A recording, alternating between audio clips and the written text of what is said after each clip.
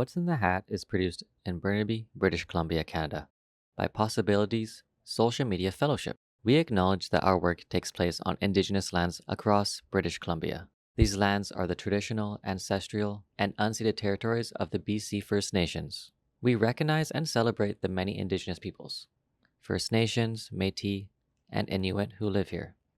Their cultures, knowledge, and teachings continue to care for the land, water, and sky, and all living things.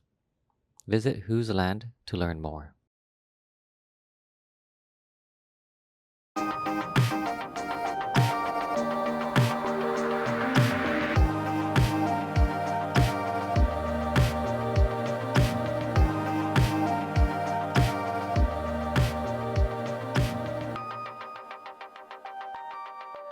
Welcome to What's in the Hat. I'm Jeanette. This is DP. Hello. Oh, Susan. Hello, everyone. Thanks, Jeanette and DP. I'm Hannah, and I'm here with our special guest today, Gord. Yay! Yes. First, we're going to start with fellow 5 questionnaires.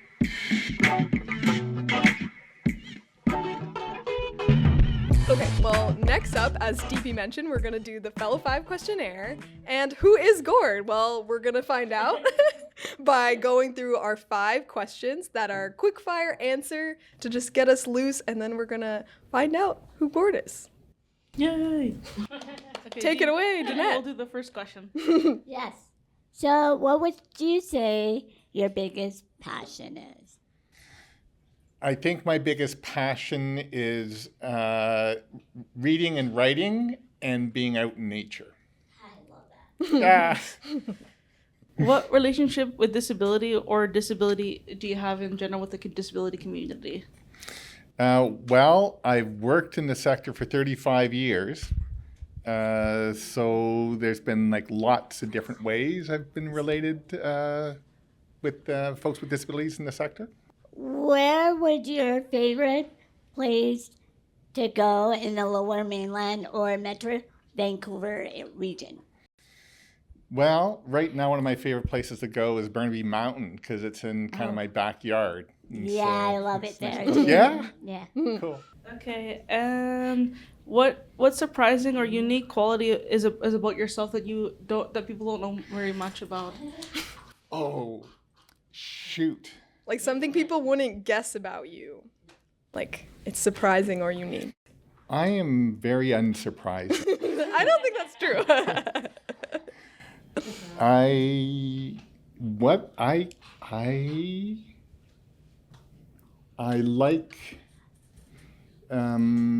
I got surprising about me, like as a person. Yeah.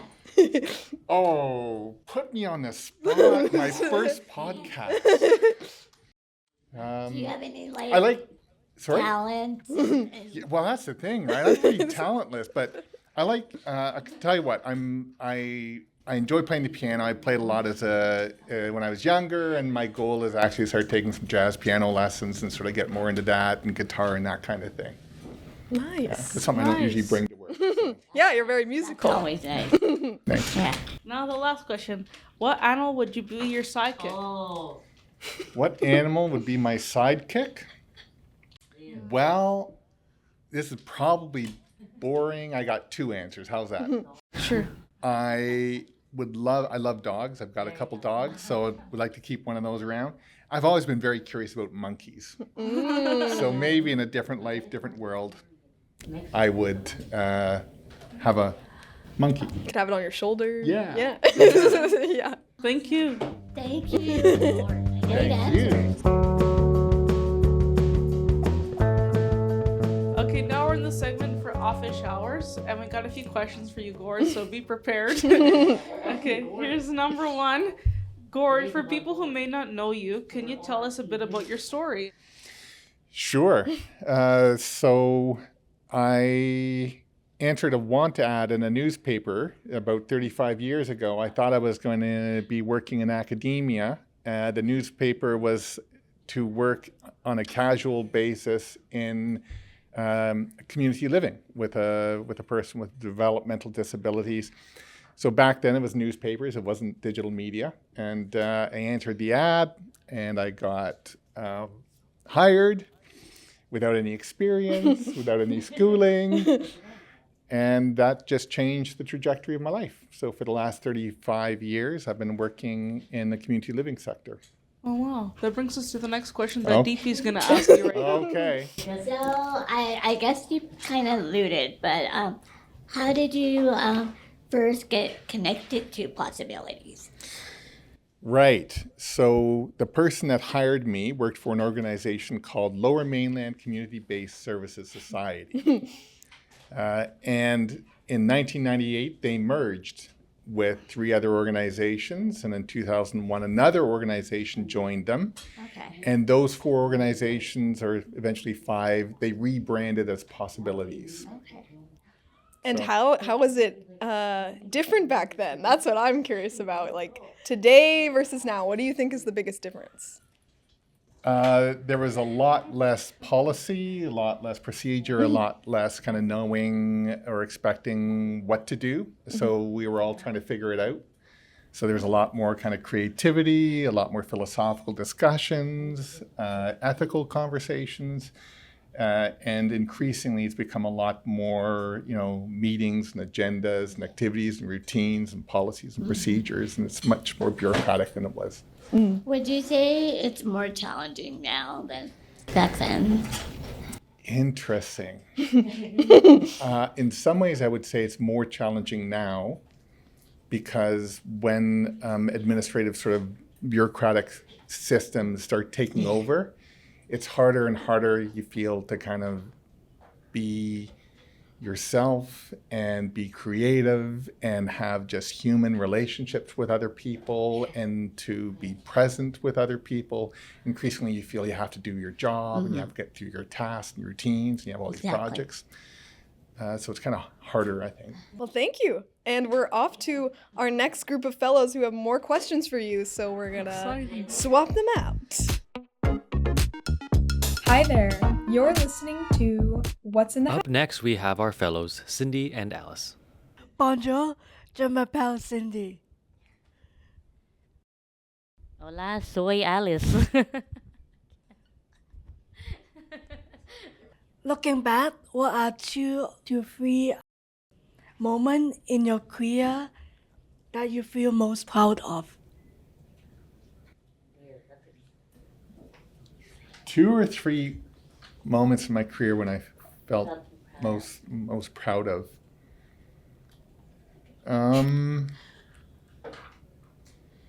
My memory is poor. I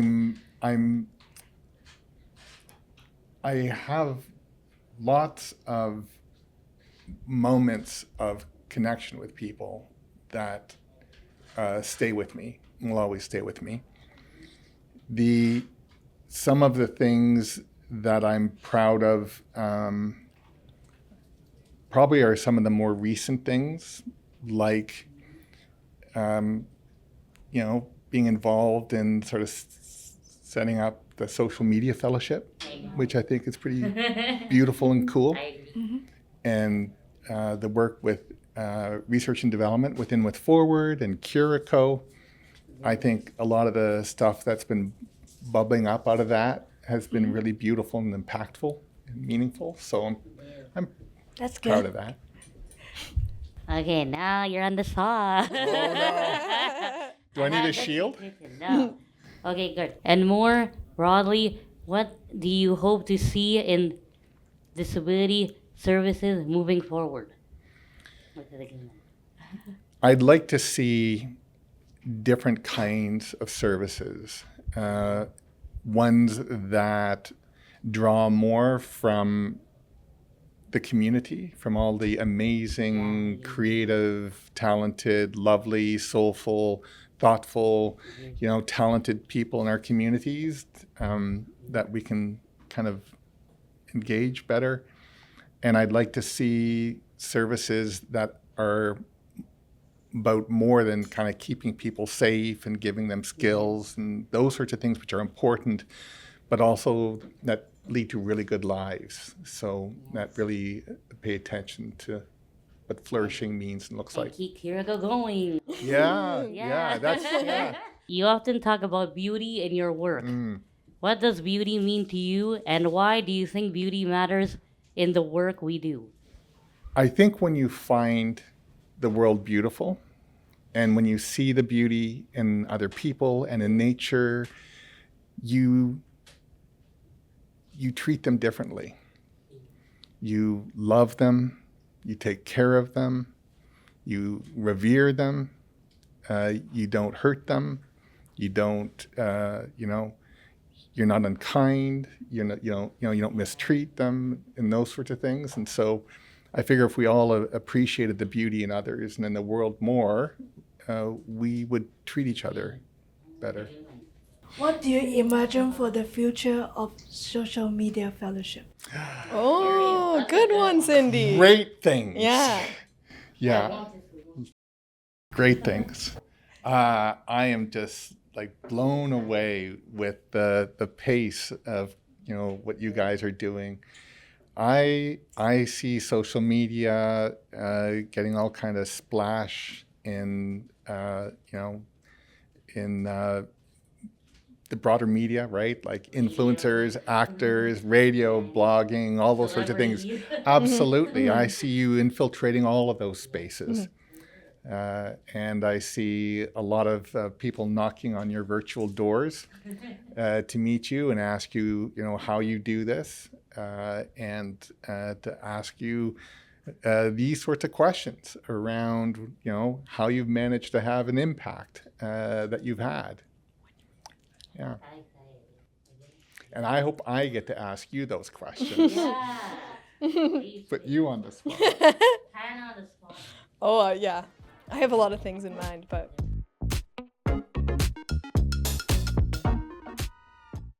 My name is Song. What sparked the idea for the social media fellowship? Was there a specific moment where you thought this needs to exist?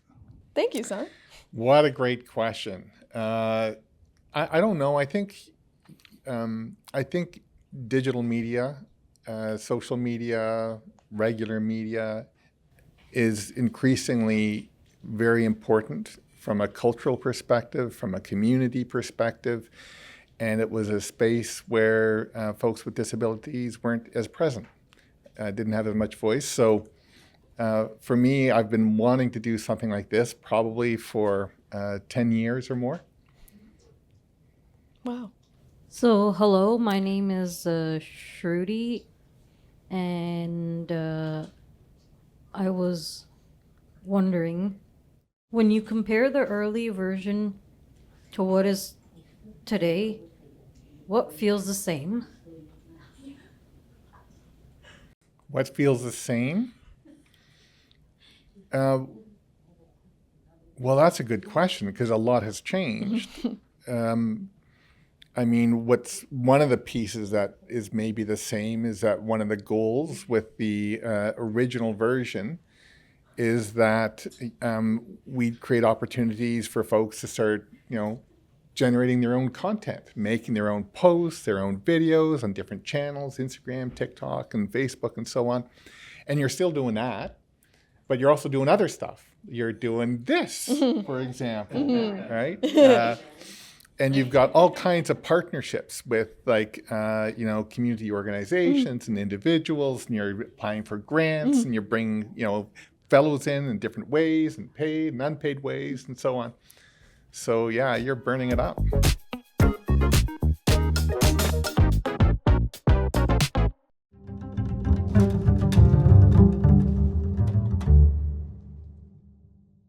Instead of Jenna on the spot today, we have Vicky on the spot because she's joining us from a faraway place in Taiwan. So, Shruti, take it away with Vicky's on the spot question. What is your bucket list you want to do? What is your bucket list you want to do? Oh, he has. My bucket list.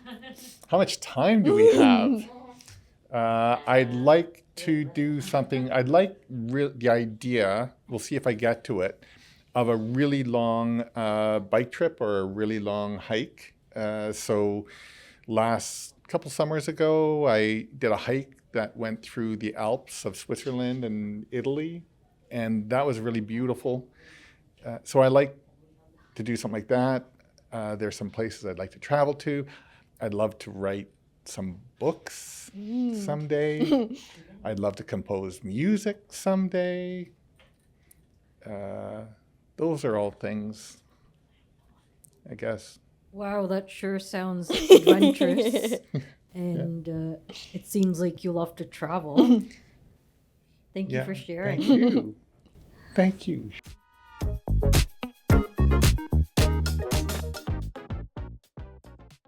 And now we're back with DP and Jeanette.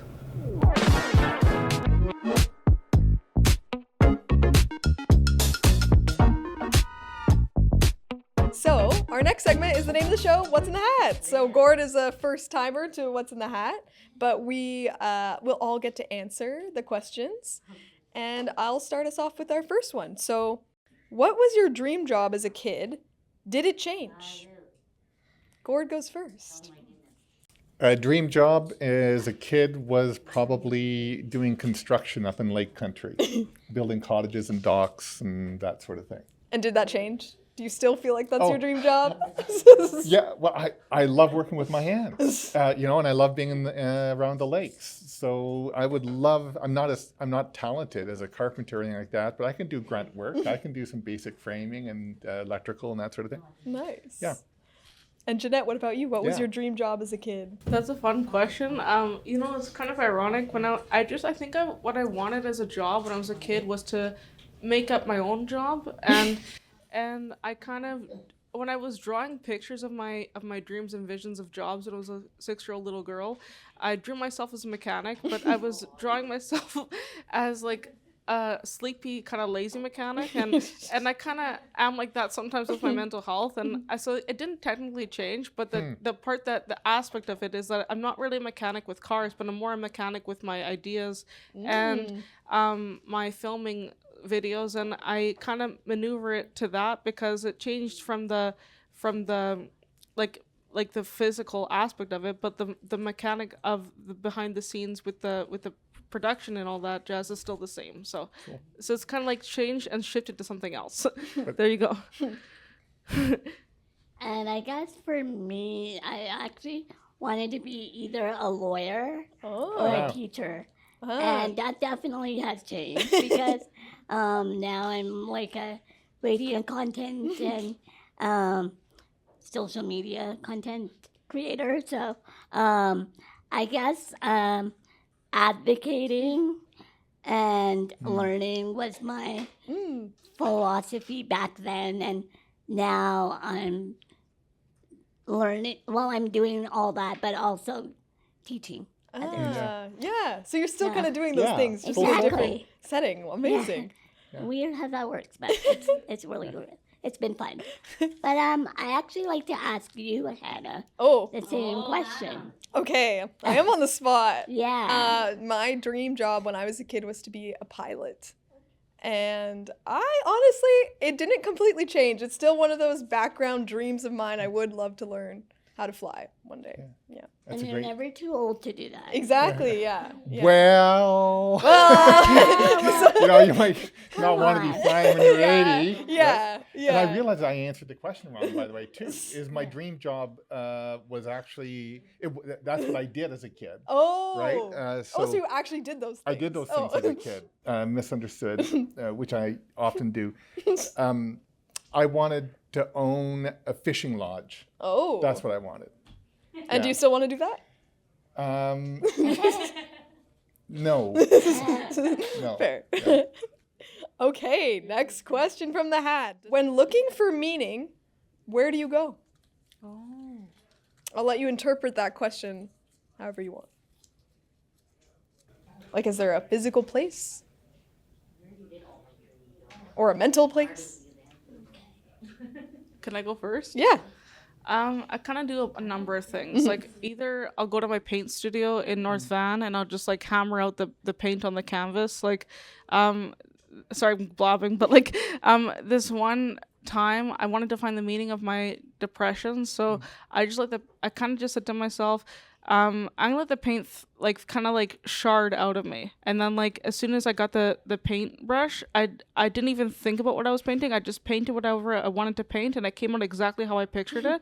And I was like, that's the meaning of my depression, and that's the reason why I need to paint, because it helps me find my thinking ground. How about you, DP? You got anything? Yeah, I would say a couple of places as well for me. The observation deck at the airport. Oh yeah. I really, I don't know why, but I do really well with writing and getting some ideas. And then watching the planes go by. Also, I would say City Square Mall in Vancouver. Right at the back, there's beautiful scenery that I love, and it's quiet usually, or most of the time it's quiet. But I love the scenery, and it gives me that peaceful joy. That how fortunate I am to be in a moment like that, and then just let my brain work. Yeah. Yeah. How about you? Like all those things work for me too. It's like, it's like meaning is everywhere. It suffuses everything. You just have to find it. So acts of creativity, for sure, and being out in nature, and ideas you were saying there too. That I find a lot of meaning in reading ideas, reading, and music and people, and moments. Yeah. Wow. Okay, and then we're gonna swap. What about you? Oh, what about me? Yeah. Oh, I was hoping I wouldn't have to answer. We're on the spot now. Oh You're on the spot. no. Okay. For me, similar to DP, because I grew up in Los Angeles, very close to the airport. Yeah. So honestly, being Yeah. by planes is very comforting to me. And the Yeah. sound of them taking off I know. and landing, it's just, it feels like I'm at home actually when I Yeah. hear that sound. So similar in that way. And then I also just love anywhere by water. I've yes. been a swimmer my whole life. I feel like the ocean, lake, any pool, swimming a lot of times is like my meditation, because I don't think when I swim. I just kind of like do it, and would recommend. Yeah, mermaid vibes. yeah.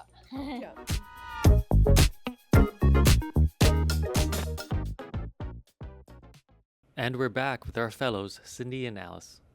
Hey, Gord, what is a technology you can't live without? This is a good one. Oh. Technology I can't live without. Well, these days it's really hard. I'd love to get rid of my phone, but I don't think I can. Everything from GPS to texting and email. It's hard to imagine without it. It's an addiction. What about you, What are Cindy? you? What's a technology you can't live without? My phone. Yeah, fair. Because nowadays, like everything is on our phones. Yeah. And then it's really convenient. Yeah. And it's so easy. You open it and then you can search anything you want. Yeah. It's true. Yeah. It's true. Yeah, exactly. For me, I've already used AI for a lot of things. I know. I'm not going to say I can't live without it. I definitely can. But it's amazing how quickly you adapt your life to using it. So that could change in the future, I think. Yeah. Because like nowadays, like the phone, it get bigger. The screen get bigger and bigger. Yeah. And then eventually, because I know there's some like phones like those flip phone. Like you can flip through it. There's like longer screen. Yeah. And then, Yeah. It's weird how it goes back in a cycle. Like it was a flip phone and that wasn't cool, but now the flip phone's cool again. Yeah. Yeah. What about you, Alice? My Nintendo DS Lite. What's that? It's a 2019 Nintendo DS Lite. With the game. Yes. I had a DS. I'm not a gamer. Not a Sony PlayStation or Xbox. No, You're it was sticking Nintendo. with Girl. Nintendo. Or like, it was the Sega Genesis when I was 6. Yeah. And then it went to Sega. Yeah. And then now Nintendo, of course. Wow. Yeah. Okay. Right here. What is your favorite place to travel? Here you go. Favorite place to travel? Well, I hope to have a better answer for you when I've done a lot more travel. I am particularly fond of lakes and lake country and wilderness. So I like whenever I'm doing that. And so every year I usually go back in the fall and spend a little time in lake country in Ontario. And that's always usually a peaceful place. Not Alice Lake. Alice said not Alice Lake Lake. too. I do, Alice. Is that your lake? His name.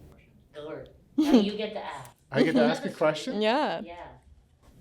How fun. Okay, I'm gonna pull this If you don't one like it, you can pick a really? different one. Let's see. Who's it out. All right. What is something that makes you laugh? Okay, who? Because I'm the queen. I want to hear from all of you. We all, that's not an easy one. You laugh at everybody, much everything. Yeah. Yeah. Here we go. Started. Like jokes. Like we always laugh when we see each other. Alice. I feel like just seeing each other's face, you laugh, which is could be. Yeah. What else? Anyone else? Oh, there's like Sometimes Matthew and Hannah. I would say Alice makes me laugh because she always gives people weird nicknames and really teases people and goes in and usually that makes me laugh. So yeah. Anyone else? But you tease people in a kind way, which is appreciative. What about you, Gord? What makes you laugh? All of this stuff. Oh. I like, my siblings are really sharp, and so they're witty. So I like that because you're not expecting it. When you think you're just having a conversation and they say something and you start laughing. I enjoy that. And we're back with Sung and Shruti. All right, Shruti and Sung. All right, Shruti. Oh, thank you so much. Thank you so much.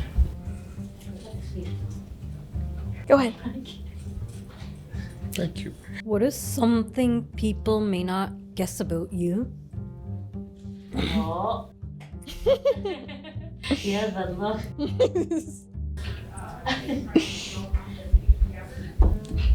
What is something people may not guess about me?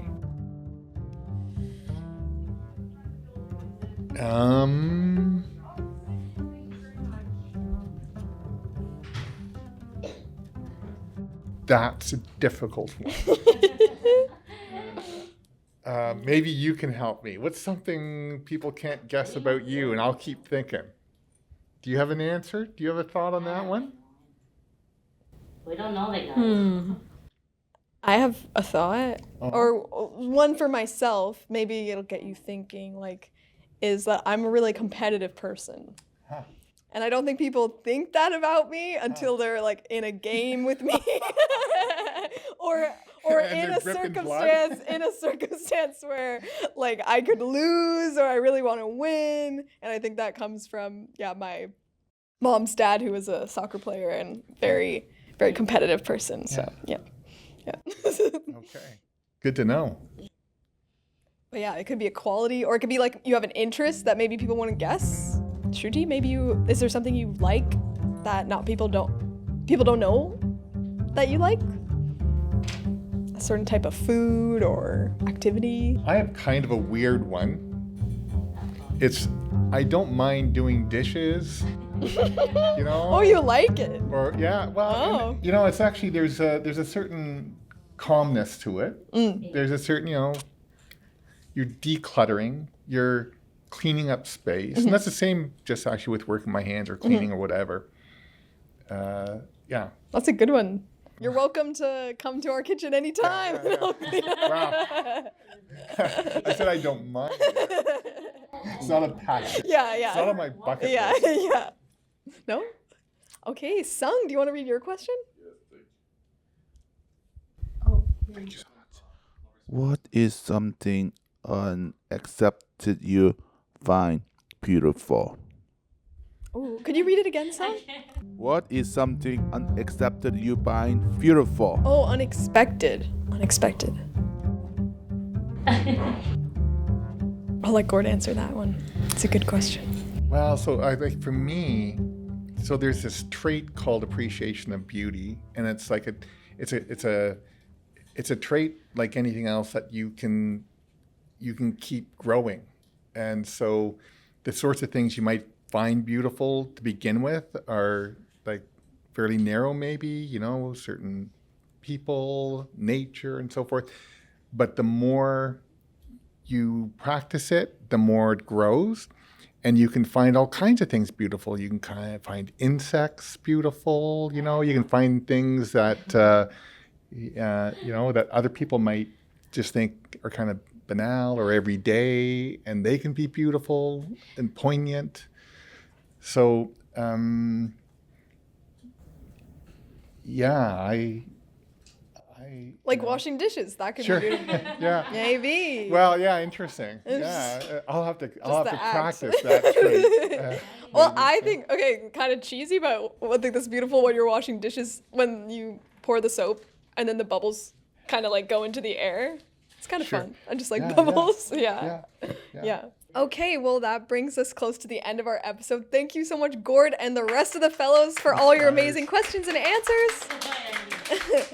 And to finish off our show today, we have a question for the audience from Gord himself, so I'll let him take it away. Okay, so my question is, because I'm retiring, it's the sort of question I'm asking myself, so I'm going to ask you. Where do you see yourselves in 1 year? I can barely think of it. What are you doing with your time? Where are you, you know? Amazing. Where do you see yourself 1 year from now? I love it. All right. Well, that brings us to the end of the show. Unless, Shruti, you had I cut you off. Sorry.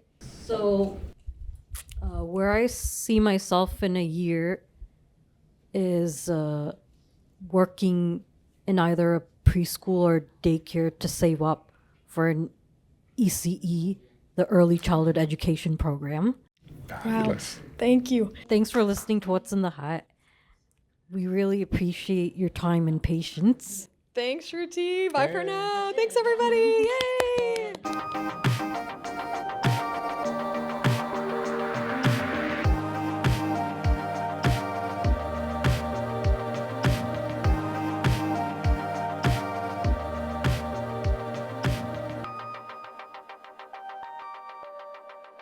That's a wrap on this episode of What's in the Hat. Thanks for tuning in.